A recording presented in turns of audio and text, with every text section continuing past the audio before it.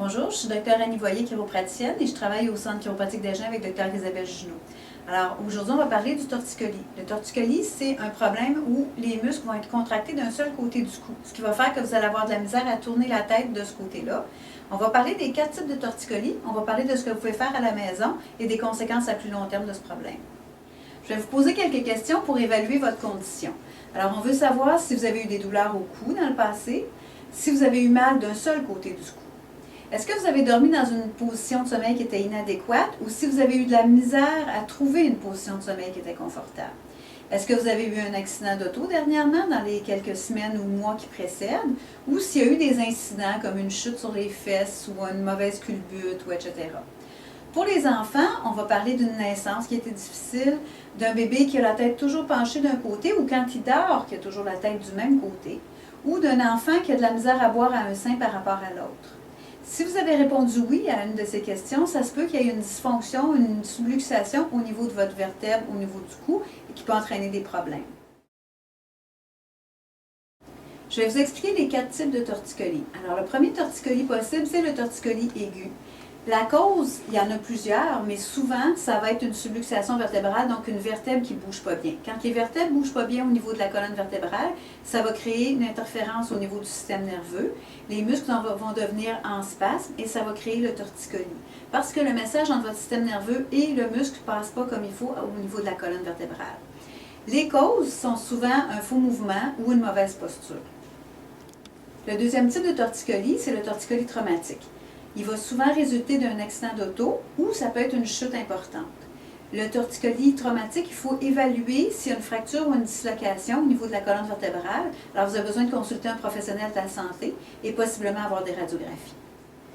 L'origine du torticolis spasmodique est inconnue. Alors, on a de la misère à savoir pourquoi ça arrive. Ça va entraîner des spasmes sévères et douloureux d'un seul côté, mais on n'est pas capable de trouver un événement qui aurait provoqué ça, une cause à ce problème-là.